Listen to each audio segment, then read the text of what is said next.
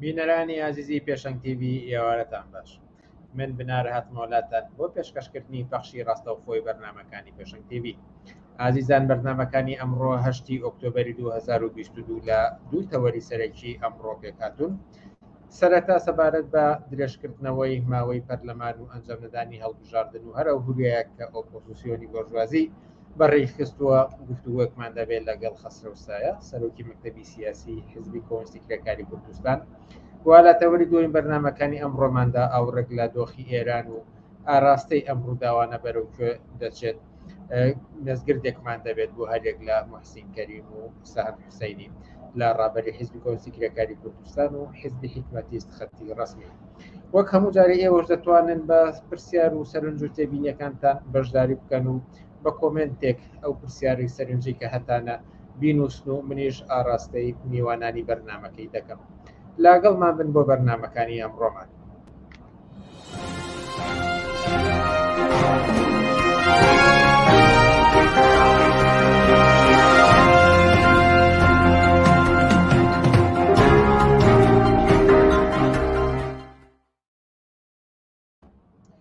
بەڵێ بینەرانی ئازیز، چەند ڕۆژێک بەر لە ئێستا 85 ئەندام پەرلەمانی کوردستان ڕۆژئاسایەکیان خستە بەردەم سەرۆکایەتی پەرلەمان و داوا دەکەن کە ماوەی ئەم خولەی پەرلەمان درێژ بکرێتەوە و پێ دەچێت دەنگیش بهێنێت. هەڵبەت بەیانی دەنگدانە لەسەر ئەم پرۆژە یاسایی کە پێشکەش کراوە. هەرە هورەیە کە نێنراوەتەوە لەلایەن نەوەی نوێ و هەندێک لایەنی ترەوە خودی ئەوەی کە ئەمانە چی دەگەێنێت. چاوپێکەوتنێکمان دەبێت لەگەڵ خەسرە و سایە سەرۆکی مەکتەبی سیاسی حزبی کۆمونیستی کرێکاری کوردستان. خەسرە و سایە ئێوارەت باش و سپاس بۆ ئەم دەرفەتەی پێت داین. ئێوارەی ئێوە باش و ماندوو نەبوون. هیوادارم کاتێکی بە سوودمان هەبێ لەم گفتوگۆیەدا. ئومێدەوارین. سەرەتا لە پرسیارێکەوە دەست پێ بکەم کە یەکی دا واتە هەفتەیەک بەر لە ئێستا بڕیار بوو هەڵبژاردننی پەرلەمانی کوردستان ئەنجام بدرێت، بەڵام هەڵبژاردن ئەنجام نەدراوە، دیاریش نییە کەی ئەنجام دەدرێت. بە بۆچوونی ئێوە بۆچی لە وادەی دیاریکراوی خۆیدا ئەم هەڵبژاردنە ئەنجام نەدرا؟ بەڵێ تەبعەن ئەوەی کە لە مێژووی پەرلەمانی کوردستان بەرچاوە هیچ کاتێ لە کاتی خۆیان هەڵبژاردننی نەکردووە و هەمیشە بە پینە و پەڕۆی یاسایی درێژیان کردوەوە بە خاترەوەی کە مەرام و بەرژەوەندەکانی ئەحزابی دەسەڵاتدار بتوانرێ بەسەر وەزعی سیاسی کوردستانە خۆی داسەپێنێ. بەڵام ئەوەی کە بۆچی پەرلەمان نەیتوانی ئەم جارە لە کاتی خۆیان کۆبوونەوە بکە و هەوڵ بە ینی با بڵێن هەڵبژاردن ئەنجام بدە، بە بڕای من ڕیشەی لەو قەیرانە سیاسیایە کە هەم لە عێراق هەم لە ناوچەکەەوە هەم دەسەڵاتداران و سیستەمەکەی دەرگیری بووە. ئێمە دەزانین کە بەرەنجامی ئەو خۆپشاندان و ناڕزایەتیانی کە بەرەو ڕووی دەسەڵات بۆتەوە درز و کەلێنی لە نێوان لایەنە پێکێنەرەکانی پەرلەمانە قوڵ کردوێتەوە. هاوکات ئەوزا لە عێراق ئێمە دەبینین کە ئەوە ماوەی ساڵێکە حکوومەتیان نەتوانیوە پێک بێنەوە، ئێساش هیچ ئاسۆیەک نییە. ئەوزای کوردستانیش تا هاتووە ئیستراتیژی حیزبە دەسەڵاتدارەکان ڕووی لە بەغایە، بۆیە لە حاڵەتی ئەم قەیرانە بە حاڵەتی ئینتیزار گەیشتووە لە بەردەم ئەحزابی دەسەڵاتدار کە ڕوکنی ئەسڵی پێگەنەرانی پەرلەمانن. ئەمە واکە کە جۆرێ چاوەڕێکا کە بزانرێ لە ئەوزای عێراقا چی ڕوو ئەدا تا بتوانرێت لە سایی نەتایجەکانی وەزع لە عێراقا ئەمانیش خۆیان ساز بدەنەوە خۆیان پساچێنن و بتوانن لەگەڵ ئەو بارودۆخەیە خۆیان بگونجێن بە جۆرێک کە بتوانرێ پێگە و دەسەڵاتی خۆیان بێڵنەوە و ئەو هەلوو مەرجەی کە زیاتر لە 30 ساڵە بەڕێوە بن لە بەرامبەر خەڵکا ئەو کارە درێژە پێ بدەن. بۆیە بە بڕای من پەرلەمانی کوردستان بۆ معنایە ناتوانێت بڕیار لەسەر هەڵبژاردننی لە کاتی خۆی بدا، چونکە دەرگیری قەیرانێکەوە مەسەلەکەش دەزانین لە سیستەمی سیاسی دەسەڵاتدارێتی هەرێمی کوردستانە پەرلەمان کارتۆنیە، هەمیشە تابع بە ئەحزابەکان، بەتایبەتی دوو حیزبی سەرەکی کە پارتی و یەکێتین ئەوانە بڕیاردەری ئەوەن کە پەرلەمان چ قانونێ دەرکا، پەرلەمان لەکوێ هەڵبژاردن کە ماوەی خۆی درێژکاتەوە. ئەمانە لەسەر و هەتا یاساکانی خۆیانەوە لەسەر ئەو بڕیار و یاسانەی کە پەسەندیان کردووە خەنە ژێر پێوە بە خاترەوەی کە بتوانن لە ئەوزاعی قەیرانگرتووی ناوچەکە بە تایبەتی ئەوزاع لە عێراق و ئەو دۆخی کە دەسەڵات لە بەرامبەر خەڵکە ڕوبەڕووی بۆتەوە بپارێزن و هەوڵ بەم فرسەت بێنن تا بکرێ لە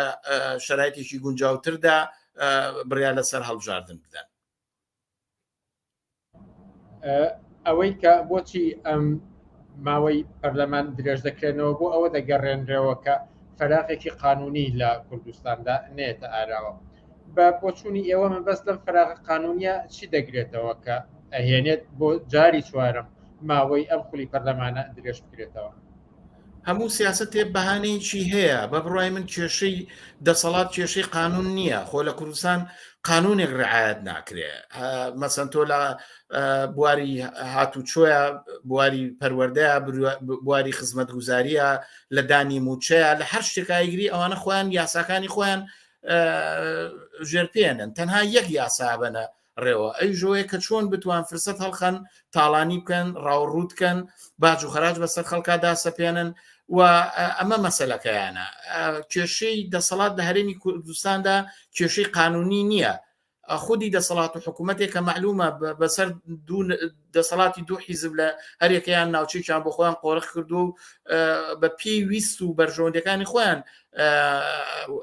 حکوومەت ئیداراکەن کە ئەوش ئەوەیە وەسعەکە کە دەبینین نە مەسلەی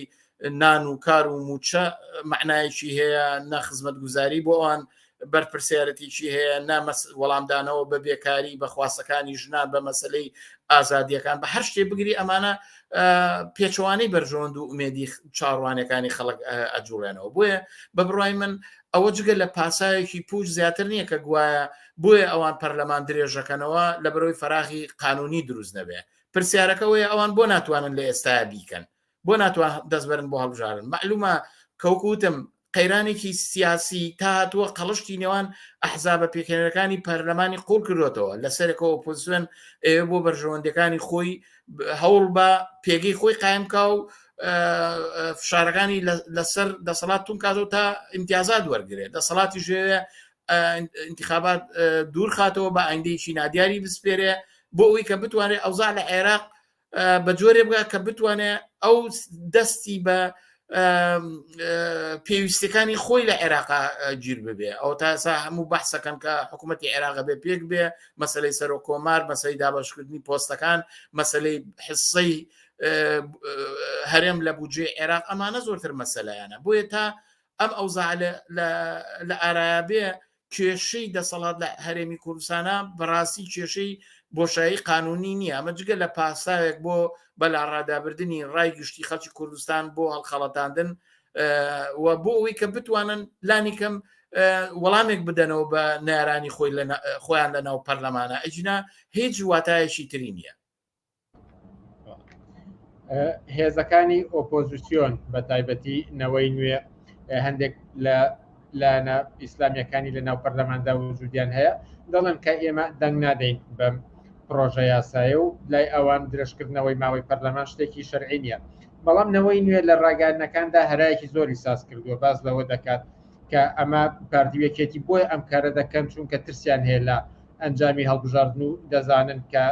ئاڵوگۆڕی دەسەڵات لە ڕێم هەڵبژاردنەوە ئیمکانی هەیە و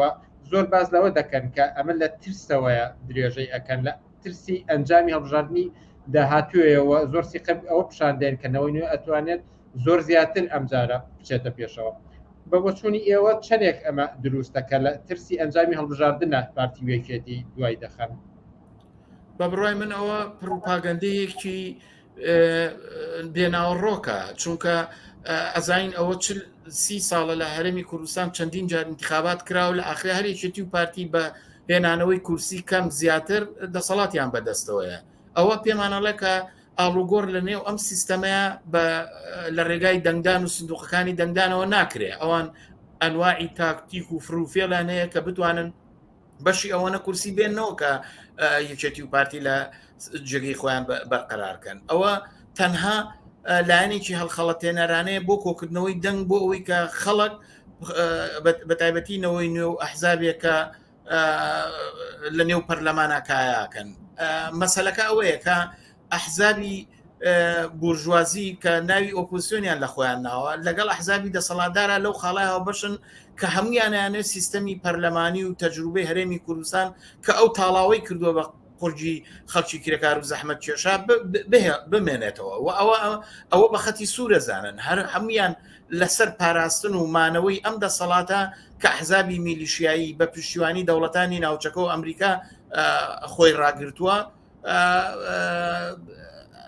ئەویان پێ قبوڵە بۆیە ئاڵوگۆڕ و گۆڕانکاری بە هیچ جۆرێک لە ڕێگای لەم شێوە سیستەمەیە لە ڕێگای پەرلەمان و دەنگدانەوە نایە ئەسڵەن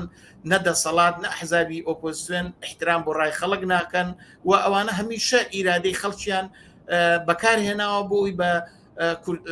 پەیژەی دەسەڵاتە سەرکەون بۆ ئەوی پلوپایە وەرگن بۆ ئەوی کورسەکانی خۆیان زیاکەن بەڵام ئێوە بیان نەبەر چاوی خۆتان ئایا حتا ئەگەر حیزبی چۆکوونەوەی نوێن کورسی زۆریش بێنێتەوە ئایا بەڕاستی یەکێتی و پارتی دەستبەرداری دەسەڵات دەبن بە شێوکی ئاشتیانە تەسلیمی کاک شاسوار عەبدولواحیدی بکەن ئایا بەڕاستی ئەمریکا و غەرب کە تورکیا و ئێران کە ساڵانێکی زۆر بە ملیارها دۆلاریان لەمانەوەی ئەم قوارەیە بۆ نفوزی خۆیان ڕاگرتووە هەروە بە ئاسانی یەکێتی و پارتی حەزفەکەن چونکە خەڵک دەنگی پێداون و ئەم ئەحزابە ئۆپۆزیسیۆنان دێنە شوێنی بە بڕای من ئەوە ممکن نییە لە کوردستان نە دەوڵەتێک هەیە کە پایەدار بێ نە قانون و دەنگدان معنایەکی هەیە نە پەرلەمان ڕۆڵێکی هەیە لە دانانی قانون و بڕانەوەی ڕای خەڵک کە دەنگی دابێ ئەمانە چەند جارە سەلماوە بۆیە بەڕای من جگە لە پروپاگەندەیەکی پوچ بۆ بە لە ڕێبردابردننی ئەو ناڕزایەتیانەی خەڵک بۆی خۆشخیاڵیان لەناوە بڵاوکاتەوە کە دەست لە خەباتی ڕۆژانەی خۆیان هەڵگرن تا بێن کورسەکانی حیزبینەوەی نوێ زیاکەن بە بڕای من ئەمە جگە لەوەی کە پروپاگەندەیەەکە غەدر و زوڵمێکی گەورەشە کودەتایەکی گەورەیە بەسەر ناڕزایەتەکانی ئێستای خەڵکە خەڵکی کوردستان نابێ ئەویان لەبیر بچێکە کاتێکە شاسوار عەبدولواحید بانگەوازی خۆپشاندانی کرد ئامانجەکەی هەرەوە بوو کە ئێمە وتمان کە خەڵک بێنێتە سەر جادە بیانکە بە کارتێکی فشار لەسەر دەسەڵات بۆ ئینتیخاباتکەن بۆی ئەمان دەنگ بێننەوە معلومیش نییە کە ئەوان دەنگی ئەکسەرێ دێننەوە معلومیش نییە کە ئەگەر دەنگی ئەکسەرێتیشیان هێنایەوە یەکێتی و پارتی دەست دە شەک و ئیمکاناتی نێونەتەوەی و پشتیوانی دەوڵەتانی ناوچەکە هەڵەگرن و فەرشی سوور ڕاکێشن بۆ ئەو حزابانەی کە دەنگی زۆرێن و کورسی بەدەزێن دەسەڵاتیان تەسلیم کرێ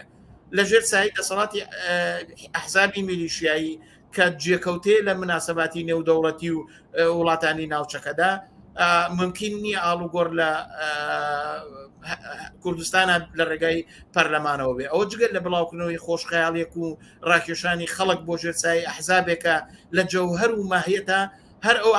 هەر ئەو نوعی ئەو حزابان کە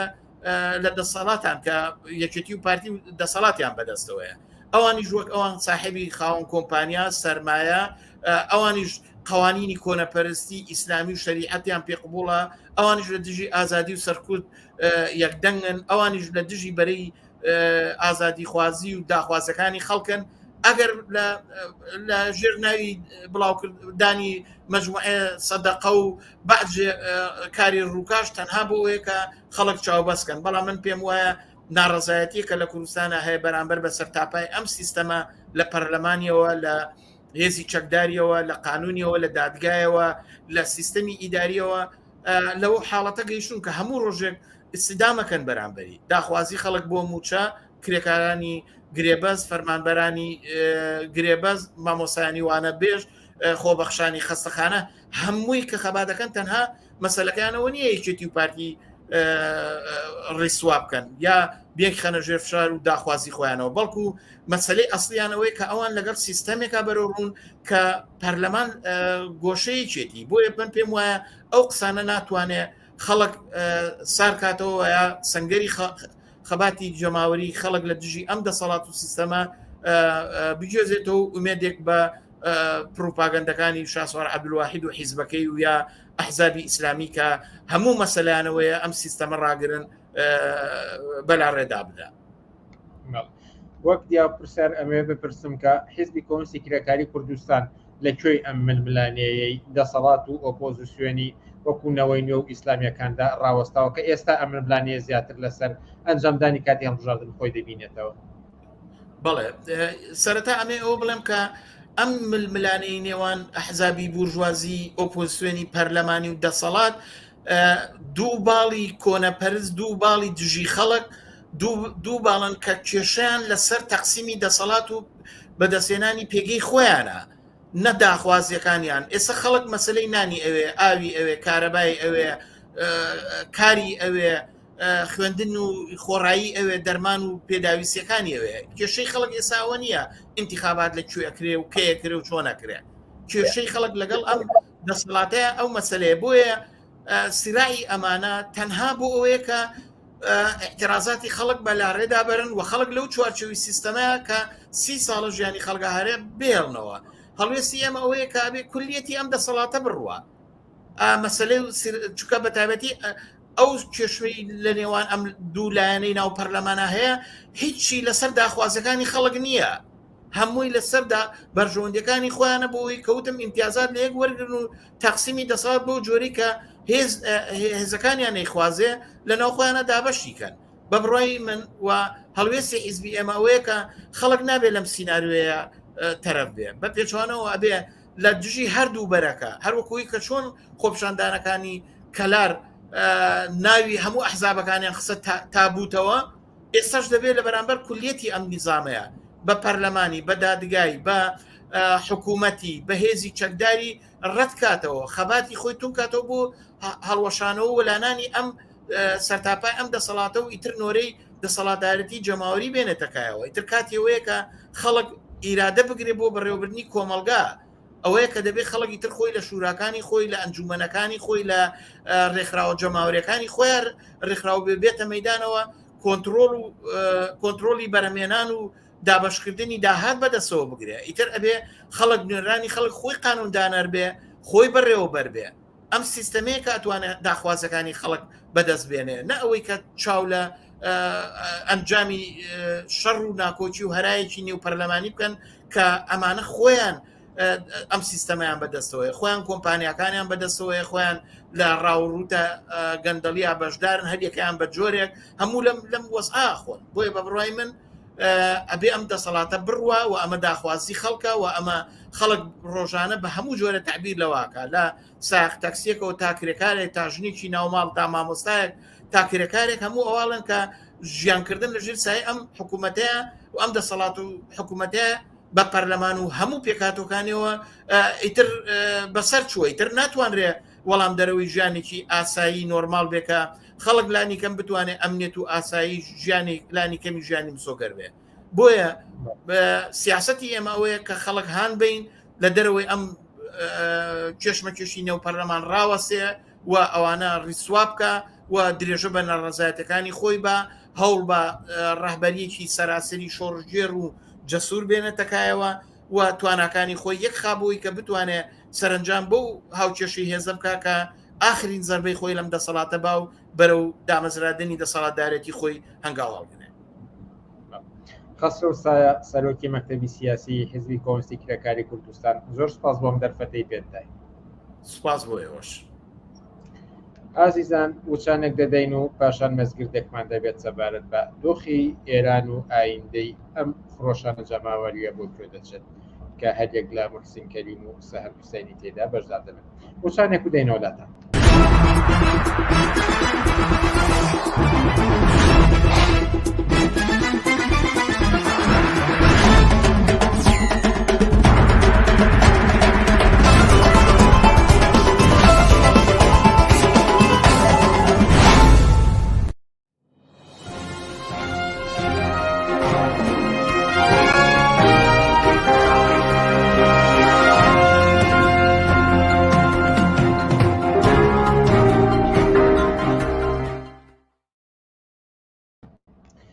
بەڵێ بینەرانی ئازیز ئەوەی کە دامانناوە لەم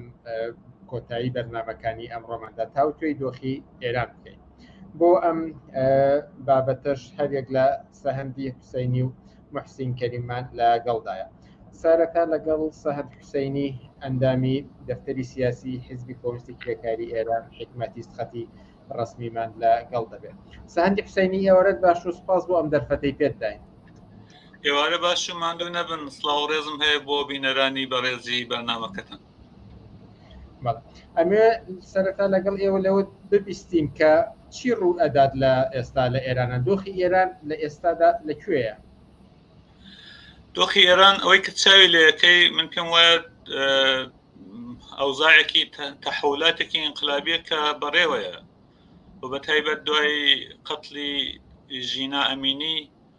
ئەوزاعێک کە بە وجود هاتۆی قابل کۆنتترۆل نییە. ئێمە پێشتر وتبوومان کە تەحولاتێکی گەورە بەڕێوەیە، بەڵام ئەوەی کە پێشنی ناو دوای ژینا و دوای ژینا چاوی لەکەی ئەوزاعێکی بە شدت متغەیرە کە هەتا ئەلان کەمتر کەسوانێتی پێشبینیکە کە ڕۆژی بعدی ئەم ئێترازات ئەم تەحولاتی ئەم جامعە بەرەو چوارچێت. بەڵام ئەوەی کە ئەیبینین ئەوەیە کە جامعەی ئێران و بە تایبەت ژن و پیا و پیر و جوان هاتوونەتە مەیدان کە ئەم وەزیەتێک کە لە ئێران وجودی هەیە نانێ و بە تایبەت بە شوێن مەرگی ژینا ئەمینیەوە بە بۆنەی بە خواستی حەقی ژن و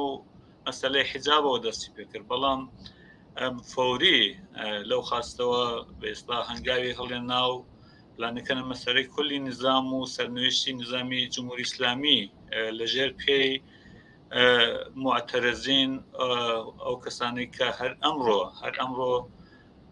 شاید دوای بچینە سەرەوەی کە اتفاقاتی ئەمڕۆژ حتمما باسی لەکەین کە ئەمڕۆ دوای 24 ڕۆژ ئێتراز و مبارزە ئەمڕۆ شاید درەخشانترین ڕۆژی دوای 24 ڕۆژ لە شارەکانی کوردستان، لە تاران، لە شیراز، لە دانیشگاکان، لە سنە کە بەشێکی زۆر لە شار لە کۆنتترۆلی جەماوەری خەڵکدایە و لە شاری جوانڕۆ، لە شاری بۆکان، مەهاباد تازگی هاتوۆتە مەیدان، لەم سەقز خیابانەکانیان کۆنتترۆل کردو، لە مەریوان خەڵک لە مەیداندان. ئەمە ئەوزایەکە کە فەرقی زۆرە لەگەڵ پێش قەتلی نینا، یعنی مقایسەی ئەم دوانە تحلیلگەرانی سیاسیاڵەن دوو فازی کاملەن مجەزایە، تاریخێکی مجەزایە کە پێش نینا و دوای نینا فەرقی زۆرە کە خەڵک عمومەن لە شارەکان، عمومەن لە مەدرسەکان، لە دەبیرستانەکان، لە دانیشگاکان، ژنان و پیاوان هەمویان یعنی یەک هەوس سەرنوویستی و بێستا ئەوەی کە یەک شتیان دەویست نابودی نظامی ئیسلامی، ڕفاه و ئاسایش، ئینسانیەت و حەقی ئینسانیان دەوێت هەمویانی لە پەنایەکدانەوە و ئەوە نە کورد ئەناسێن، نە تورک و نە قەومیەت و نە مەسهەب و هیچ شتێک ئەوانە لەژێر پێی جەماوەردە پێشێل کراوە و لەسەر هەمووان و ئازادی و خۆشی و ڕفا خەریکە هاوار دەکرێت لە خیابانەکان و لە مەیدانەکان. بەڵام دەبێت لەسەرەوە دنیامەوە کە ئەم جەماوەرە خڕۆشاوی کە ئێستا لە سەرتاسەری ئێراندا هاتۆتە مەیدان ئامانجی ئەوەیە کە جمهوری ئیسلامی وەلا بنێت یاخود ئەوێ کۆمەڵی ئاڵوگۆڕی تیا بکات و ئێعتراز دەربرە بەرامبەر بۆ نمونە بە حیجابی ئیجباری؟ پێم وایە بێگومان ئەوەی کە جەماوەر هەوێ، یعنی ئەمە یەک ڕۆژە بەدەست نەهات بۆی کە هەر مەسەلێک حتا چکۆلەترین ڕفۆرمی سیاسی، ڕفۆرمی اقتصادی، ڕفۆرمێک کە ژیانی ئینسان باشکە لە توولی 40 ساڵ بە تەجروبە جامعەی ئێران وەدەستی هێناوە کە ئەگە حتا گەرەکیە حجاب نەمێنێ، ئەگە گەرەکیە ئازادی بوێ، ئەگە گەرەکیە ڕفاهی بوێ، ئەگە گەرەکیە ئەوزایەکی خۆشتر و ژیانێکی ئینسانی بێ، ڕێگاکەی تەنیاوەیە کە جمهوری ئیسلامی نەمێنێ، ڕێگاکەوەیە حتمما ئینسان ئەوەی کە فعالی شوێنی کارە، ئەوەی کە فعالی مەسەلەی ژنە حتمما ئەزانێت کە هەر لەو چوارچێوەیەشدا تەلاشەکە کە وەزیەتی خۆی باشترکە، بەڵام بۆ باشکردنی وەزیەتی ئەساسی و بۆی کە قەدەمهای ئەساسی هەڵگری ئەم زانایە فێر بووە کە تەنیا ڕێگاکەوەیە کە نظامی ئیسلامی نەمێنە هەر ئەم دەورەیەش ئەگە چاوە لێکرد بە قەتلی ژینا ئەمینی دەستی پێکرد بۆ مەسەلەی گەشتی ئرشاد و مەسەلەی نەبوونی حیجاب و ئەوانە هاتنە مەیدان وەلی فەوری ئێترازات گوستەرشی پیا کرد و ڕووی کردەوەی کرد لە هەر گۆشە و کنارێک مەرگ بۆ دیکتاتۆر مەرگ بۆ جمهوری ئیسلامی و نەبوونی جمهوری ئیسلامی یەکێک لە بە ذهنیەتی جامعی ئێران و بە ذهنیەتی معتەرزین و بە ذهنیەتی هەر کەسێک کە هاتوۆتە مەیدان تەبدیل و بە تۆری واقعی من دەتوانم بێگومان بڵێم ئەوەی کە خواستی جەماوەری لە مەیداندایە ئەوەی کە جمهوری ئیسلامی نابێ بمێنێ بۆ حتا بۆ کوچکترین بۆ چکۆلەترین ڕفۆرمی سیاسی ئەم ذهنیەتە شکلی گرتۆ تەجروبەی مبارزین و تەجروبەی خەڵکی ئێران ئەمەی دروست کردو کە جمهوری ئیسلامی لە بەرابەر حتا نەفەسکێشانە لە بەرابەر شوێنێتی لیباس لە بەرکردنە لە بەرابەر ئەوەیە کە دەخالت لە چکۆلەترین مەسائلی شخصی ئینسانەکانە ئازادی کە نییە ڕەفاکە نییە اقتصادێکی بێ بنەما و وەرشکەستە فەسادی تاڕیشە حاکمیت وە لە هەمان کاردا خەفەقان کرد بە چکۆلەترین ئازادیەکان حساسێتی هەیە و سەرکوبی ئەکا و ئەکوژێ و ئەپڕێ و زندانەکە ئەمە تەجروبەی 40 ساڵ حاکمیەتی بەڵام لە هەمان کاردا ئەم خەڵکەی کە لە ئێران ژیانەکەن تەجروبەی چەندین انقلابیان هەیە تەجروبەی شەڕ لەگەڵ هارترین ڕژیمەکانی دنیایان هەیە کە چۆن بتوانن لە بەرابەریدا خۆیان سازمان بدەن چۆن بتوانن لە بەرابەریدا ئێتراز بکەن و چۆن بتوان ماشێنی سەرکوبی ئەم ڕژیمە کە هاترین نەوعی ماشێنی سەرکوبی دنیاە چۆن بتوانن مەهاریکەن خاصیەتی ماشێنی سەرکوب و خەفەقانەوەیە کە خەڵکی پێچاوترسێنکەی خەڵکی پێبترسێنی کە لە ماڵە دابنیشن بەڵام ئەمڕۆ چاو لێ دەکەین هەرچی سەرکوبەکە خەڵک زۆرتر جەریتر بە قودرەتر لە مەیدانن هەر ئەمڕۆ لە سنە یەک نەفەر کوژراوە بەڵام کە چاو لێ دەکەی بەشێکی زۆر لە شار لە دەستی معتەرزیندایە لە تاران هەروە ئەمڕۆ لە مەشهەد خانمێکی خوێنشیرین و جوانیان لەسەر خیابان بە قەتڵ کوشتیان و بە ئێسلاهێن بن بەڵام لە هەمان کاتدا بێەوەی کە خەڵک یەک زەڕە بترسێن بێەوەی کە مەقهور بن بێەوەی کە چاوترسێن بن لە مەیداندایە ئەوە گەورەترین زەربەیە بۆ جمهوری ئیسلامی کە تەنیا ئەبزارێک کە بەدەستێمەوە ماشێن لە سەرکوبەکەی بوو کە کارایی خۆی لەدەست داوە ینی موقعیتێک کە ئەم جامعەتیدا بەرامبەر کێک کە خەریکە دروستی کردو و لە بەرابەریدا ئەوەستە یەکی ئەوەیە کە ناترسێ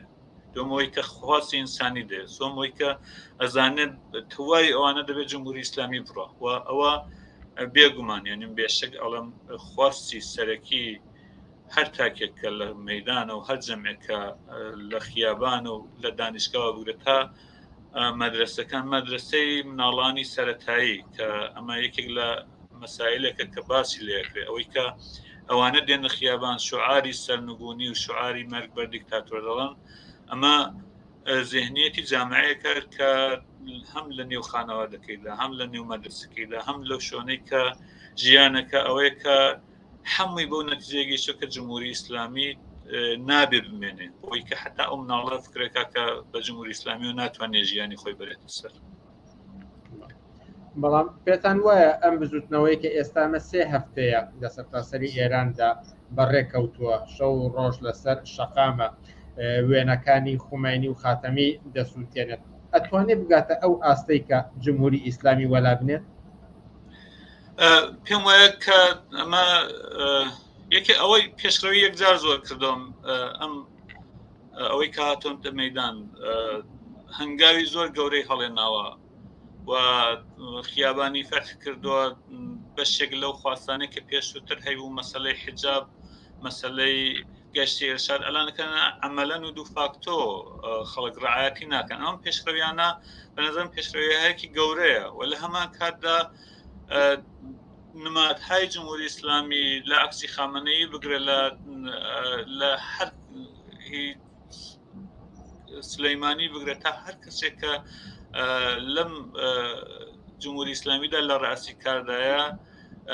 دراوەتە بەرشەق و هێناوێنێتە خوارێ. هەر ئەمڕۆ ڕئیسی لە دانشگای ئەزەهرا بە شعاری تند و ئەوانە بەڕێیان کرد و شعاری دەریان کرد ئەسەن لە ئەزەهرا. ئەوانە پێشڕەوین و دەبێت بسەلمێن، بەڵام ئەوەی کە بەم ئەوزاع بەم جەماوەری کە ئەلان لە مەیداندایە چەندێک بتواندێ، من پێم وایە کە هێستا زۆر ئێمە بتوانین لەسەر ئەوە قسەی لێ بکەین کە بەم جەماوەرە دەکرێت. من پێم هیچ شتێک قابل پشبینی نییە، یعنی تحولاتێک کە تا ئەمڕۆ چاومان لێ کردەوە بەڕاستی سێ ڕۆژ داهاتوو ناتوانانی بڵێ کە سێ ڕۆژی داهاتوو جامعەی ئێران ئارامە یا ئەوەی کە تەحولی زۆر گەورەی تێدایە. ئەوەی کە ئینسان دەڵێت تەحولی تێدایە زۆر واقعیە، ڕۆژ بە ڕۆژ و ئەوزاعێک کە انفجار و نفرەتێکی ئەمیکە لەم جامعەیەدایە، ئەمە ئەوزاعێکی واقعیە لە نێو جامعەدا. بەڵام ئەوەی کە بکرێت بەم ئەوزاعەوە بتوانانی جمهوری ئیسلامی بڕوخێت تا ئەلان ئەوەی کە زەلی لە نیرۆکانی لە بەرابەر خەڵکدا لە زۆربەی شوێندا هەڵدێن لە بەرابەر، بەڵام ئەوەی کە ئێستا تاوە قودرەتی سەرکوبی لە دەستداوە ناتوانێت سەرکوب بکات. من پێم وایە ئێستا ئەو ماشێنە سەرکوبەی ئێستا تەواو بە ئێستا ددانەکانی نەکێشراوە، ئێستا دەتوانێت تەقابل بکات، ئێستا دەتوانێت کوشتار بکات، بەڵام لە هەمان کاتدا قدرەتێک کە لە جامعەدا بەڕێگاوەیە و قدرەتێک کە هاتۆتە مەیدان، ئەوەی کە دەبێت چۆنیەتی شکانی ئەو ماشێنە سەرکوبێک کە ئێستا شار دەتوانێت بە ئێستا گاز بگرێ و بکوژێت، چۆنیەتی ئەوەی کە بتوانی بەسەرەوەدا فایق بێ. بە نەزەرم کاری زۆرتری دەوێت،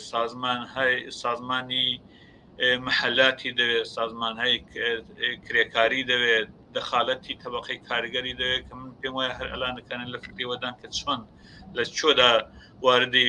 ئەوزاعێ بکەن کە تەواوی سەرنوشتی جمهوری ئیسلامی بە ئیسڵای یەکسەرە بکەن،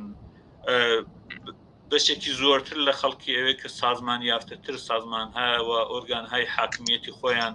لە مەحەلدا دروست کرد بێ، سازمانهای حرفەیی بە ئیسڵا تەشکیلاتی و سازمانن هەیە کە بتوانێت ئێترازات بەرنامەڕیزی بکە، بتوانێت قەدەمهای دوایی ببینێەوە، بتوانێت لەم ئەوزاعەدا چۆنیەتی و ئبتکاری بە ئێستا شەڕ لەگەڵ نظامێک کە ئەویش تەجروبەی هەیە، ئەویش ئابدیدە، ئەویش ئەزانێت چۆن تەجروبەی ڕژیمی شای هەیە، تەجروبەی ڕژیمهای منتەقەی هەیە، تەجروبەی بە ئێستا شەڕ لەگەڵ زامایی ئێرانی هەیە و ئەزانێت چۆن سەرکوب بکات، چۆن بکوژەوە، چۆن بە ئێستا. بەڵام لامان کاتە من پێم وایە دەبێت خەڵکی ئێران ئەوە بە تایبەت ڕەهبەرانی عەمەلی شۆنی ئێترازات، ڕەهبەرانی عەمەلی محەلات، ڕەهبەرانی عەمەلی کرێکاران و ئەوانە من پێم وایە نەخشەی گەورەتریان پێویستە بۆ ئەوەی کە زەربەی نەهایی و ئەمە چەندێک توو لە کێشە من پێم وایە قابلی تەشخیص نییە. ممکنە یعنی ئەگەر چاوە لێکردبێت لە ساڵی 96ەوە تا ئالان فازهەیە کە ئێترازاتی کردو هەموو جاری کۆتاتر بووە، ساڵی 96 تا 98 دو ساڵی کێشان، 98 تا 99 2000 ئەلانەکانت بۆتە سێ مانگە و یەک هەفتە و بەئێستا فاصلەکان فاصلەی ئێترازات، فاصلەیەوەی کە خیابان چۆن بە کۆنترۆل دەدێت، فاصلەیەوەی کە خەڵک چۆن فێربوون ماشێنی سەرکوب و هەتا مەسەلەی ئینترنێت دەور لێ بدەن. پێشتر ئەگە ئینترنێتیان قەتە دەکرد توانایی سەرکوب و توانایی بڕینی رابطەکانیان پەیدا کرد بوو. ئەلان ئەگە چاوە لێ کرد بێ ئینترنێت ببێ، ئینترنێت نەبێت، ڕێگای ئەوەی کە چۆن یەکتر پەیداکەن، ڕێگای فراخانی ئەوەی کە چۆن لە سبەینێدا لە 2 ساعتی داهاتوودا چۆ بخەنە کۆنترۆلی خۆیانەوە، چۆ بتوانن سازمان بدەن، ئەمانە پەیدا بووە. ئەوانە هەمووی تەجاروبێکی ئەرزەندەیە من پێم وایە بۆ قەدەمهای بعدی، بۆ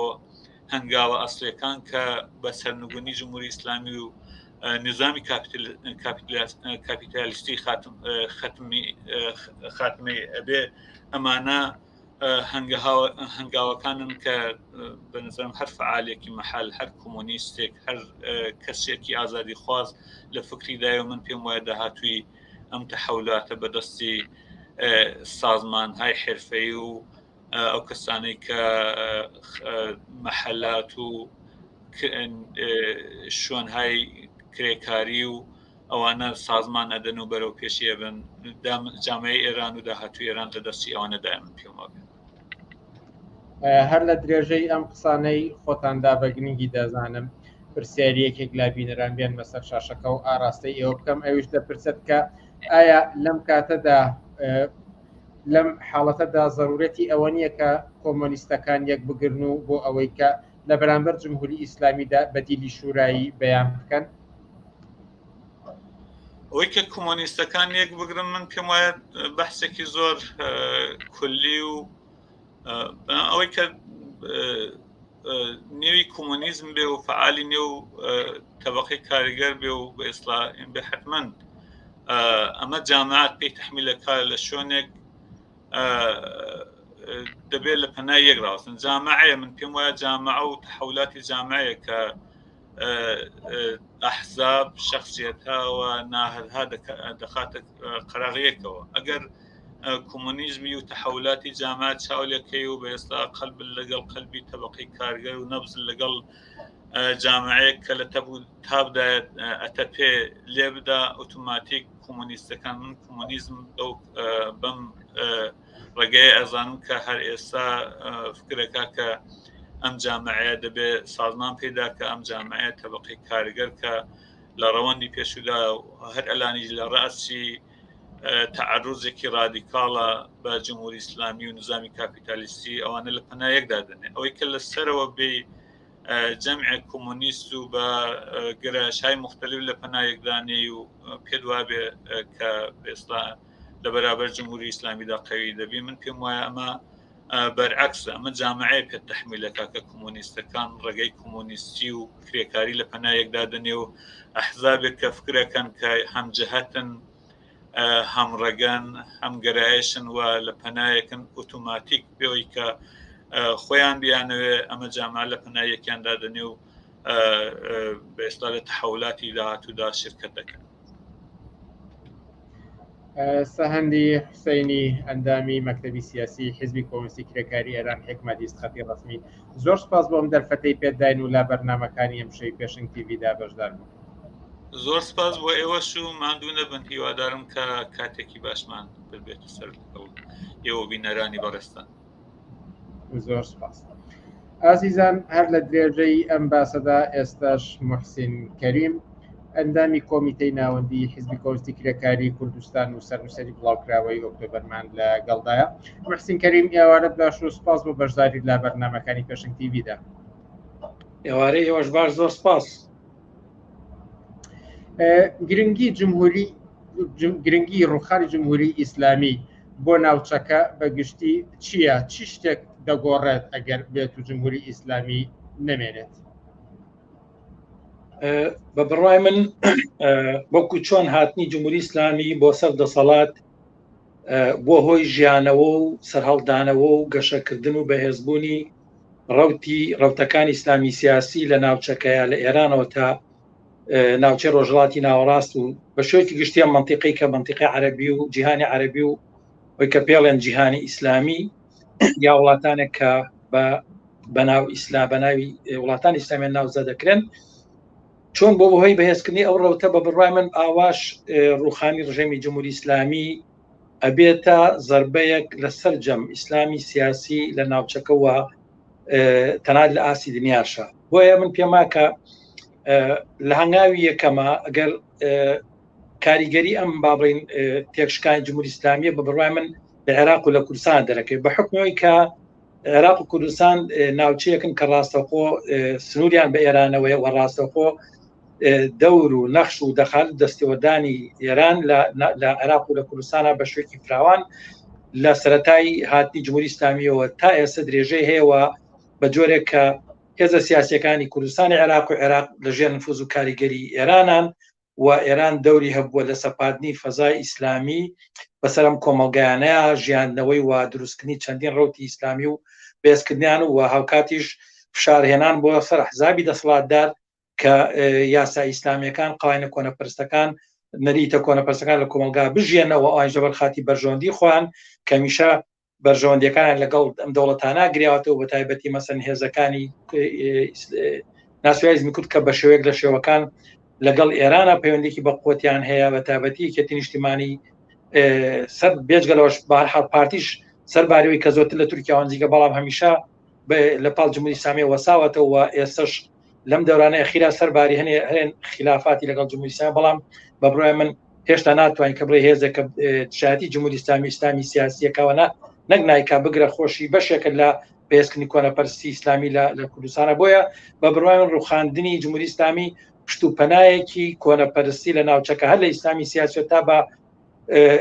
خودی بزوتنەوەی کوردایەتیش کەوتم بەشێکە لە پاراسی کۆنەپەرستی سیاسی هێشتنەوەی کۆنەپەرستی سیاسی و کۆنەپەرستی دینی و فکری بە بڕای من زەربێکی گەوری بەرەکەوە دەرگای کاتەوە بۆ بستنی ئازادی خوازی و قسانی خوازی لە ناوچەکە و بە تایبەتی لە عێراق و کوردستانە کە دەرفەتێکی هەبێ بتوانێت پشتی ڕاستکاتەوە و هەنگاوەکانی خۆی بەرەو ئایندە ڕۆشنتر و باشتر بەرەو پێش بەرێ. پێتان وایە ئەمە بە جۆرێک دەردەکەوێت لەوەی کە ئەگەر بێت و جمهوری ئیسلامی بڕوخێت ئەم حیزبانەی کە ئێوە بە نزیک و بەرژەوەندی هاوبەشیان هەبێت لەگەڵ جمهوری ئیسلامیدا ئاماژەدان بە یەکێتی نیشتیمانی کوردستان کرد و حیزبە ئیسلامیەکان و بە دەرەجەیەکیش پارتی دیموکراتی کوردستان بە هیچ شێوەیەک ئەتوانی ئەمە ببینیت کە ئەمان درک بە مەترسی ئەوە دەکەن کە جەماوەرێکی خەڵکی لە ئێران هاتوونەتە مەیدان و ترسی ئەوە هەیە کە ئەم جمهوری ئیسلامی بڕوخێت؟ ئەوەی کە ڕەبتی بە ئیسلامی سیاسیەوە بە بڕای من ڕوخانی جمهوری ئیسلامی سەر تەتاپای ناوچەکە ئەگرێتەوە. مەسەڵەن من پێمە ئاڵوگۆڕێکی زۆر مهم لە بەهاکێشەی سیاسی و عسکەری ناوچەکەشە لە ناوچەکەشان ڕوایە. مەسەڵەن جمهوری ئیسلامی دەستی درێژی هەیە لە عێراقەوە بۆ لوبنان بۆ یەمەن بۆ فەلەستین بۆ سووریا و بەشێکی شلاسی ناوچەکەیە. بۆیە مەسەن شکستی جمهوری ئیسلامی بە بڕای من شکستێکی گەورەی ئەو هێزانێ بۆ و ئەمە ئاڵوگۆڕێکی مهم و جەزری ڕیشەی لە تەوازنی هێز لە هاوسەنگی هێز لە ناوچەکە دروستەکات. ئەوەنەیە گەڕێتەوە سەر حزابی دەسەڵاتداری کوردستان بە بڕای من ئەمان لە دوو لایەنەوە بە بڕای من لەم بارودۆخی ئێرانە ترسن لە ڕوخانی جمهوری ئیسلامی و دیارە لە ئەکامی خرۆشانی جەماوەریەوە. یەکەمیانەوەی کە وەکوتم جمهوری ئیسلامی هەمیشە هێزێ بۆ کە ئەوان لە پاڵ یاوەساون یەکێتی و پارتی لە پاڵ ئەو ڕژەمانەیە وەساون و بەرژەوەندەکان لە پاڵ ئەوانە چۆتە پێشەوە. بۆیە تێشکانی جمهوری ئیسلامی بە بەڕای من پشتوپەنایەکی ئەوان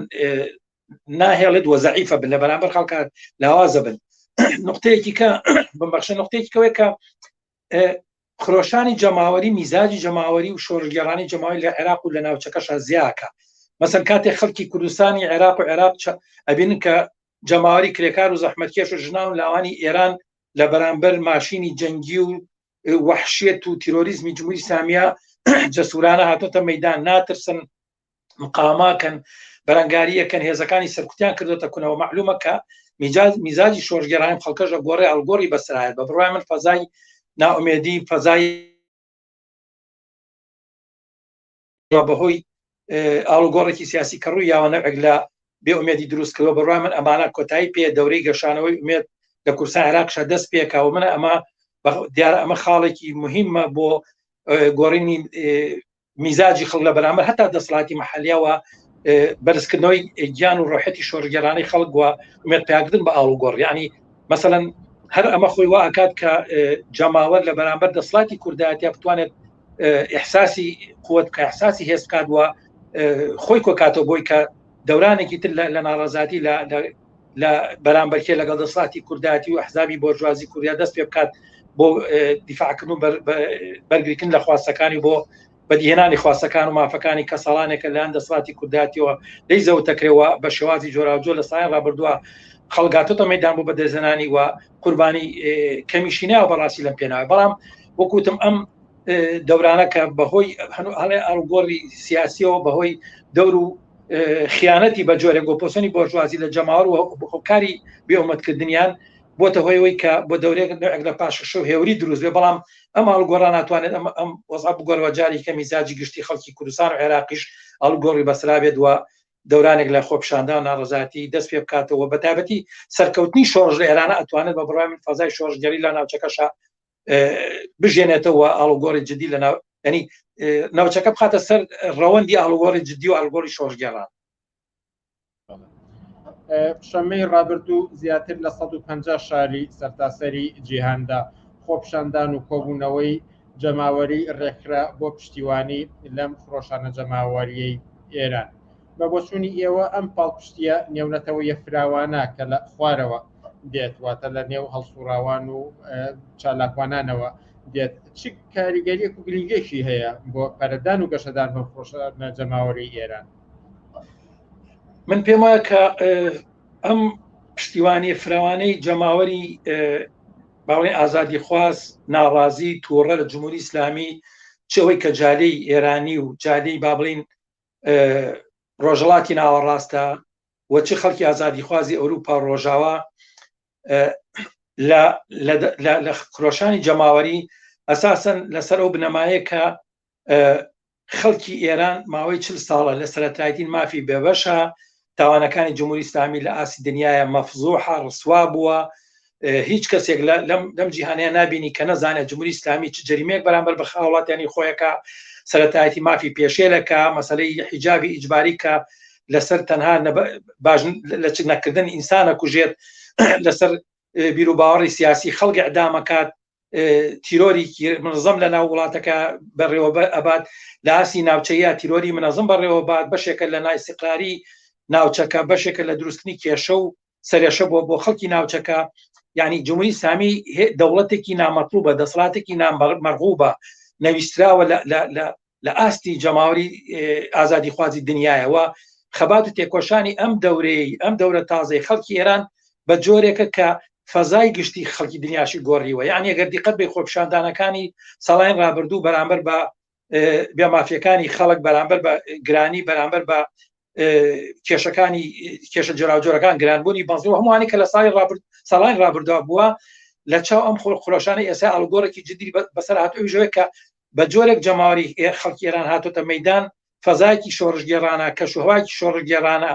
ئومێدی خەڵک بە هەڵگۆڕ و جەربەزەی خەڵکی ئێران بۆ هەڵگۆڕ کاریگەری لەسەر میزاجی خەڵکی جیهان و خودی جالێ ئێرانی و جالێ شەرقی باڵێن ڕۆژهڵاتی ناوەڕاست لە ئەوروپا لەوانە بەدیێنەوە تا لەناو خەڵکی کوردستان جاری کوردی لە دەرەوە لە ناو تا وڵاتانی مەسەلەن ڕۆژهڵاتی ناوەڕاست لە لوبنان تا بە تورکیا بۆوانە مەسەن پشتیوانی جەماوەری بۆ خرۆشانی خەڵکی ئێران زیایی کردو بە بڕای من ئەمە معنای ئەوە ئەگەێنێت کە خەڵکی ئازادی خوازی دنیا هەست بە ئازارەکانی خەڵکی ئێرانەکەن و هەستەکەن کەش هەمان کێشیانێ هەمان مشکلیان ئەوانش ینی خەباتی خەڵکی ئێران بۆ ئازادی بۆ یەکسانی بۆ فەردی مەدەنیەکان بە بەشێک لە خەباتی خۆیان ئەزانن بۆ باشبوونی ژیانیان مەسەن کاتێک خەڵکی تورکیا کاتێک خەڵکی لوبنان خەڵکی ئازادی خواست خەڵکی زەحمەتکێش خەڵکی کوردستان خەڵکی وڵاتانی تر ئازادی خوازانی ئەوروپا یەنە مەیدان دیفاع لە خەڵکی ئێرانەکەن خەباتی و تێکۆشان و خواستەکانی خەڵکیان بەشێک لە خواستەکانی خوان بۆ باشبوونی ژیانە بینن بەشێک لە ئومێدەکانی خوانە بەشێک لە بەهاکانی خوانە بین یعنی هەست بە شەراکەت هەست بە هاوبەشیەکەن لەگەڵ خەڵکی ئێرانە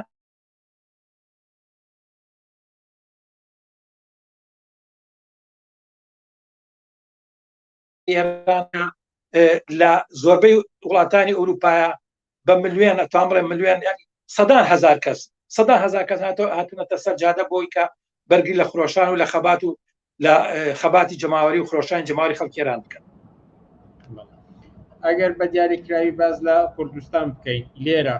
خەڵکی دەتوانێت چۆن ئازادی خوازان چۆن دەتوانن پشتیوانی لەم خرۆشانە جەماوەری بکەن و بە تایبەتی ئەگەر باز لەم ناوچانەش بکەین کە ڕەنگە دەسەڵاتی یەکێتی نیشتیمانی کوردستان سنووردارکردنەوە بۆ چالاکی ئەنجام بدە هەروەکو 2 هەفتە بەر لە ئێستا بینیمان کە ڕێگەیان گرت لە کۆبوونەوەیەکی جەماوەری. من پێم وایە کە خەڵکی کوردستانی عێراق بۆ کوتم ڕوخانی جمهوری ئیسلامی دەرگا بەڕووی ئەمانی شاکاتەوە و هەر جۆرە پێشڕەویە کە جەماوەری ئازادی خوازی ئێران یەکسانی خوازی ئێران ژنان و لاوانی ئێران کرێگا و زەحمەتکێشی ئێران و کوردستانی ئێران ئەیکەن لە بەرامبەر ڕژەمی جمهوری ئیسلامیە ئەتوانێت بلۆکێک بخاتە سەر بلۆکێک بۆ خەباتی خەڵکی کوردستانی عێراق لە بەرامبەر دەسەڵاتی کوردایەتی بۆژوازی و هێزە کۆنەپەرسەکانەوە لە پێناو ئازادی و ڕەفا و خۆشگوزەرانیە. بۆیە بە بڕای من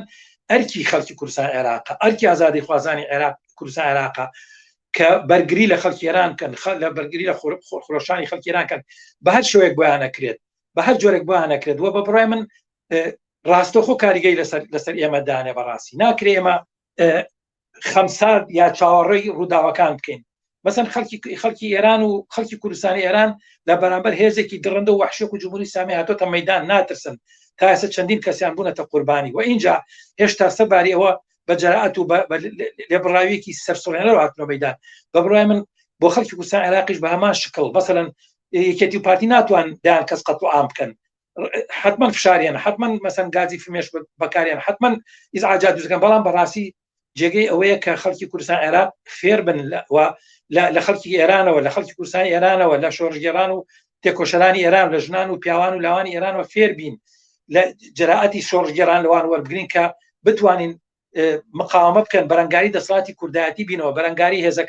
هێزەکان بینەوە، بە زۆری خۆمان، بە فشاری خۆمان، بە ئامادەبوون و بەشداری دەیان هەزار کەس لە شارەکانی کوردستانە پشتیوانی لەو خرۆشان و خەباتە جەمارک کە لە ئێرانە هەیە. بە بڕوای من ئەمە تەنها ڕێگەیەکە کە ئەتوانێت هەم وەکو باڵێن بەرپرسیارەتی تاریخی خەڵکی کوردستانی عێراق بەرامبەر بە خەڵکی ئازادی خوازی ئێران، بە خەڵکی کوردستانی ئێران کە لە پێناو ئازادی، لە پێناو ژیانێکی خۆشگوزەران، لە پێناوی ڕزگاربوون لە سەرکوت هاتنەتە مەیدان. ئەنی ناکرێت خەڵکی ئازادی خوازی کوردستان باسی باڵێن باسی ئازادی بکات، باسی یەکسانی بکات، باسی مافەکانی ئینسان بکات و تەوەقعی لەم بابەتە هەبێت و بتوانێت خەباتی بەرەو پێشبەرێ و خەمسارد و باڵێن لامبالات بێ بەرامبەر بە خەباتێک کات لە پاڵەوە چەند کیلۆمەترێک لەوە دەستی پێکردو. پێم وایە کە ئەمە ئەرکێکی شۆڕگێڕانی خەڵکی کرێکار و زەحمەتکێشە و خەڵکی ئازادی خوازی یەکسانی خوازی کوردستانە کە بێنە مەیدان بە شێوازی جۆرا جۆر بەرگری بکەن لەو خرۆشانی کە لەوێەوە بن بەشێک لەو تێکۆشانە بەڕاستی بەشێک لەو تێکۆشانە و سەرنجام ببێتە بەردەبازێک و خەباتی ئەوان هاتنە مەیدانیان پشتیوانیان لە خەباتی خەڵکی ئێران و خەڵکی کوردستان ئێران بێتە پێگەیەک بۆ ئەوەی کە خەباتی خۆیان بۆ عەدالەت و بۆ یەکسانی بۆ ئازادی لە کوردستان عێراق لە بەرامبەر دەسەڵاتی بۆژوازی کوردیشە بەرەو پێش بەرن، زەمینەکانی بەهێز بکەنەوە، کۆتایی بەو ناومێدی و لامباتە بێن کە بە جۆرێک زاڵ و بەسەر خەڵکی کوردستانە و ئەساسەن دەوریان هەبێت لە هەڵخراون لە دروستنی فەزایکی شۆڕژگێڕانە و لە ئامادەسازی زیاتری جەماوەری ڕادیکاڵ و جەماوەری باڵی ناڕازی کوردستان عێراق بۆ دیفاعکردن لەخوا لە مافەکانیان و هاتنە مەیدانی چالاکانە شۆڕژگێڕانە بۆ دەستگەیشتن بە مافەکان و فشارهێنان بۆ دەسەڵاتی یەکێتی و پارتی بۆ دەستکۆتاکردنی تاڵانچێتی و دزی و سەرکوت کە لە بەرامبەر خەڵکی کوردستانە پیادەیەکەن و ئەیانێ بە هەموو شێوەیەک خەڵکی کوردستان لە هەموو مافەکانی بێ بەشکەن. یعنی بەڕاستی خەڵکی کوردستانی عێراق چی ماوەتەوە لە ژێرسای دەسەڵاتی یەکێتی و پارتیە و کاتێکانە بین خەڵکی ئێران لە بەرامبەر دەسەڵاتێکی وحشی درڕندە هاتنە مەیدان وەسڵ هیچ ناکەن. بە بڕای من ئەمە توانێت هاندەرێک بێت بۆی کە خەڵکی کوردستانی عێراق ئازادی خوازان و یەکسانی خوازان، ژنان و لاوانی شۆڕژگێڕ و ڕادیکاڵ ئەوانیش ئەمە وەکو باڵێن دەرفەتێک بە خوان ببینن و کۆمەک بە گەشەکردن و بە بژانەوەی ڕۆحێتی شۆڕژگێڕان ڕۆحێتی باڵێن خەباتەکانی ئەوان لە پێناو ئازادی، لە پێناو یەکسانی و لە پێناو مافەکانی خۆیانە. ساڵی 1970 لە ئێران شۆڕشێکی تر ڕوویدا و ئەوە بوو کە دەسەڵاتی شاڕوخاو و دواتر جمهوری ئیسلامی دەسەڵاتی کرد دەسەست. زۆرێک دەخوازن کە خۆزگا بە سەردەمی شاکە لە چەند ڕوویەکەوە باشتر بوو لە جمهوری ئیسلامی. چی شتێک گرنگی ئەوە دەکات کە شۆڕشێکی تر ڕووبات و کەسانێک لە ئایندەدا نەڵێن خۆزگەمان بە سەردەمی جمهوری ئیسلامی؟ هیوادارم لە پرسیارەکەم تێگەیشت بێتن. بەڵێ من پێم وایە ئەزان چۆنە لە هەموو هەلومەرجێکی شۆڕژگێڕان و لە هەموو فەزایەکی سیاسیا کە جەماوەر یەتە مەیدان بۆی ئاڵوگۆڕ لە ژیان و گوزەران و لە سەرجەم کایەکانی ژیانی سیاسی کۆمەڵاتی ئابووری خۆیان بکات و بە تایبەتی لە ئێرانە کە دوای 43 ساڵ 44 ساڵ لە سەرکوتی جمهوری ئیسلامی لە خنکاندنی ئازادیەکان لە بێبەشکردن لە سەپاندنی هەژاری بەسەر خەڵکی کرێکار و زەحمەتکێش و جەماوەری ئێرانە دوای 40 ساڵ لە پایەماکن و پێشەکردنی سەرەتایەتی مافەکانی ئینسان مافەکانی مرۆڤ لە وڵاتەیە خەڵکی ئێران خەڵکی کرێکار و زەحمەتکێش ژنان و لاوان بۆ ئاکامە گەیشتون کە ئیتر ئەبێت ئەم دەسڵاتە کۆتایی پێبێ وە ژیانکردن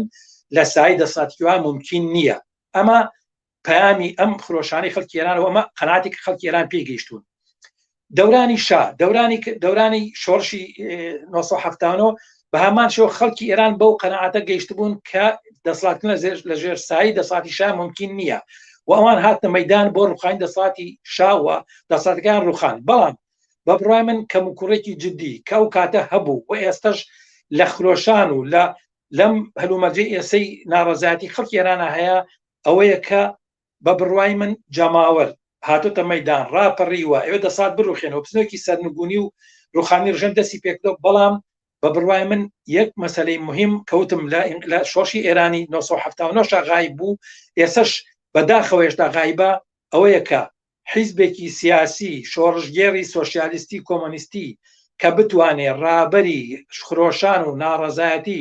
شۆڕژگێڕانی خەڵکی ئێران بکە بۆ ئازادی و یەکسانی و بۆ ڕوخانی جمهوری ئیسلامی دامەزانی دەسڵاتێک کە لەسەر بنەمای ئیرادەی خەڵک و دیموکراسی ڕاستەوخۆ و دەسڵاتی شوراکانی خەڵک دامەزرابێ، ئەمە بە بڕای من کەم و کوڕێکی جددی بزوتنەوەی شۆڕژگێڕانی ئەم دەورەیە وەکو چۆن لە ساڵ 1970 بۆیە بە بڕای من خرۆشانی جەماوەری و بزوتنەوەی شۆڕژگێڕانی ئەم جارە وە تەنانەت ئەگەر توانین نایبرین شۆڕشی ئەم جاری خەڵکی ئێران لە بەردەم خەتەرێکایە سەرباری ئەو جەربەزەی کە و خەڵکە ئەینوێنێ، سەرباری هاتە مەیدانیان، سەرباری ئەوەی کە بەگژ ئاسمانی ئاچنەوە بەگژ هێزی سەرکوتی جمهوری ئیسلامی ئەچنەوە. بەڵام خەتەرێکی جددی لەسرە کە ئەویش نەبوونی حیزبێکی سیاسی یان ئەوەی کە حیزبێکی سیاسی کۆمۆنیستی کە بتوانێت ڕابەری ئەم خرۆشانە بکە و پلاتفۆرمی ڕۆشنی باتێ، خطەی سیاسی باتێ کە ئامانجێکی ڕۆشن با بەم خۆپیشاندان و خرۆشان و ناڕەزایەتیان هەنگاو بە هەنگاو ڕابەری بکە، بەسەن چی بکەن، بەرەوەی کوێ بڕۆن، مەسەن چۆن خۆیان ڕێخەن، چۆن لە ناوەندەکانە لە گەڕەکەکانە چۆن ئیداری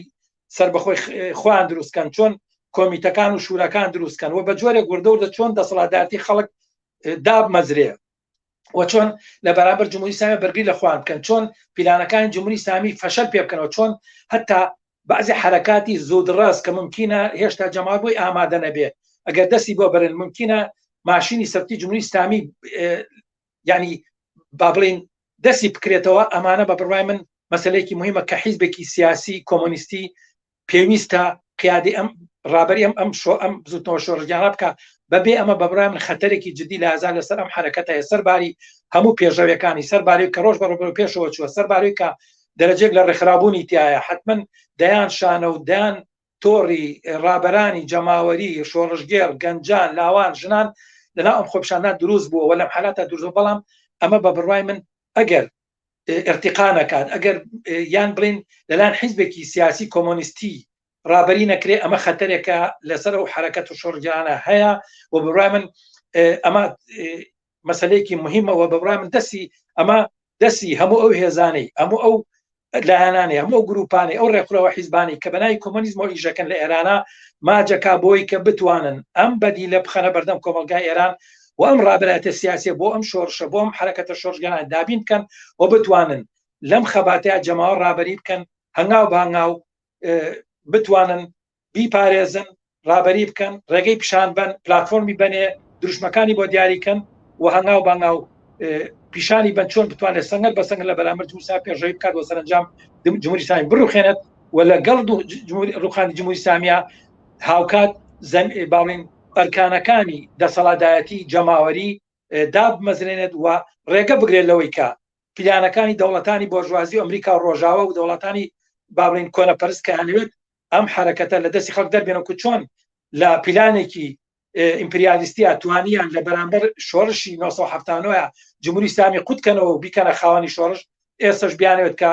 جەماعەتێکی تر چ ساڵتەنە تەڵەبێ یا لایەنێکی تری بۆژوازی بێت بیکەن بە نوێنەری خەڵکیێران و بەناوی شۆڕشەوە شۆڕش لە خەڵک بدزێت. بە بڕای من ئەمە مەسەلەیەکی مهمە و ئەمە خەتەرێکە کە لەسەر حرەکەتی شۆڕژگێڕانی خەڵکی ئێران لە ئازار موجودە. هیوادارم کە ئەم بزوتنەوە شۆڕژگێڕانە ئەم خرۆشانە شۆڕژگێڕانە بتوانێت ئەم نقصانەی پڕ بکە و هێزە کۆمۆنیستەکان بتوان ئەم کەمکورەت چارەسەرکەم بتوانن ئەم خرۆشانە ئەم حرەکەت ئەم بزوتنەوەی بەرەو شۆڕشێکی سەرتاسەری بەرن و بتوانن لە ڕاپەڕینێکی شۆڕژگەڕانەیە دەسەڵاتی جمهوری ئیسلامی بڕوخێنەوە ئەرکانەکانی دەسەڵاتدارەتی جەماوەری شوراکانی خەڵک لە ئێرانە دابمەزێت وە خەڵک بۆ هەتا ئیتر کۆتایی بە باڵین جۆرێک لە دەسەڵاتی بۆرژوازی لە کەسانێک کە بە ناوی خەڵکەوە بە ناوی شۆڕشەوە بچن شۆڕژ لە خەڵک بزن و دوای بکەنە سەرکوت و بێمافکردنی خەڵک کۆتایی پێبێت وە خەڵک توانێت بۆ یەکجار بۆ یەکەم جار دەسەڵاتدارەتی خۆی لە ئێرانە بەڕێوەبەرێک کە حتمەنەمە بە بڕای من ئەتوانێت تروسکاییەک یان با بڵین تیشکێک بۆ سەرجەم بزوتنەوەی کرێکاری و جەماوەری ئازادی خوازی و یەکسانی خوازی و بستنەوەی ژناوان لاوان لە ناوچەکە و لە ئاسی دیجیانشا بەهاوێژێت کە فەزای شۆڕژگان ناوچەکە بەهێز بکات بۆ بڕای من ئاڵگۆڕێکی جدی بخاتە بەردەم مرۆڤایەتیەوە. محسین کەریم سەرنووسری بڵاوکراوی ئۆکتۆبەر و ئەندامی کۆمیتەی ناوەندی حزبی کۆمیسی کرێکاری کوردستان زۆر سپاس بۆ ئەم دەرفەتەی پێداین و لا بەرنامەکانی ئەمشەی پێشنگ تیڤیدا ئامادە بووی. زۆر سپاس بۆ ئێوەش وە ڕێز و سڵام بۆ بینەرانی خۆشەویستی تەلەڤیزیۆنی پێشەنگ هەربژی. زۆر سپاس. ئازیزان لێرەدا دێنە کۆتای بەرنامەکانی ئەم هەفتەیەمان هیوادارین کاتێکی بەسوودان لەگەڵدا بێتە سەر. سپاس بۆ بەشداری ئێوە. تا هەفتەی ئایندا کاتێکی خۆش بۆ هەموو لایەک و هەرشاد و سەرکەوتوو بن.